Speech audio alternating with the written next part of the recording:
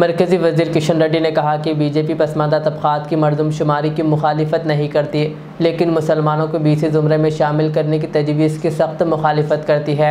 Party का मौक़िफ़ है कि बीसी कोटा इन तबक़ात के लिए मखसूस है जो वाक़ई समाजी और मुआशी तौर पर पसमानदा है और मज़हब की बुनियाद पर इस ज़ुमरे में शामिल करने का कोई जवाज़ नहीं है।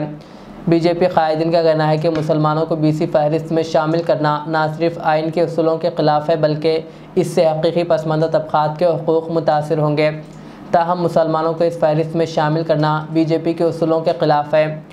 बीजेपी ने कहा कि वो इसकी शदीद मुखालिफत करेंगे।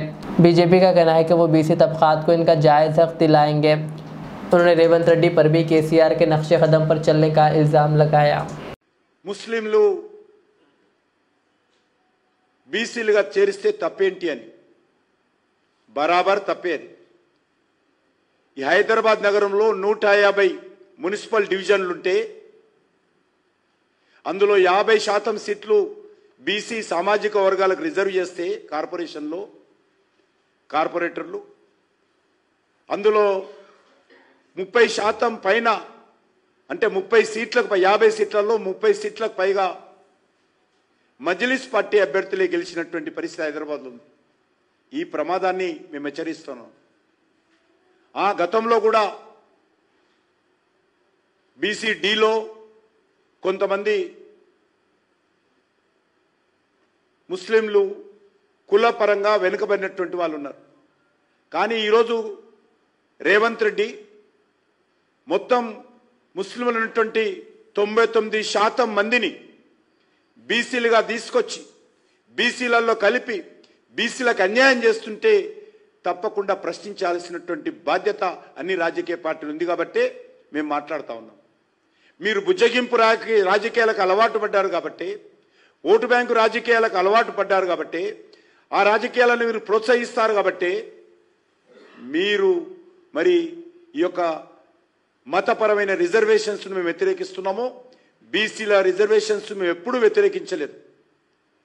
ఒక ముఖ్యమంత్రి స్థాయిలో ఉన్నటువంటి వ్యక్తి ఈ రకంగా దిగజారి మాట్లాడడం, పచ్చి అబద్ధాలు మాట్లాడము, పచ్చి మోసపూరితమైనటువంటి మాట్లాడము, మరి కేసీఆర్కు రేవంత్ రెడ్డికి ఏమాత్రం తేడా లేదు.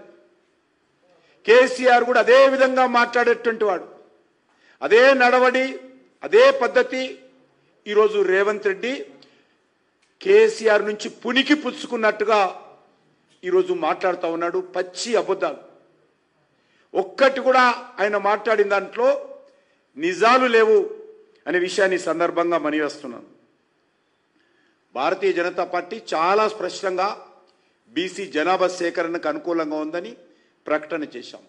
अस्सलाम वालेकुम वरहमतुल्लाह खैरियत। और अरे मियाँ, तुमने को परफ्यूम दिया है, उसका नाम क्या तो दिया आखिर? कहीं को बोले तो बंदे पूछ रहे हैं, वो नजदीक से जो भी पास हो रहा ना उन्हें पूछ रहा है वो आखिर कौन सा तो भी परफ्यूम है ये बोल के, जरा बोलो तो सही।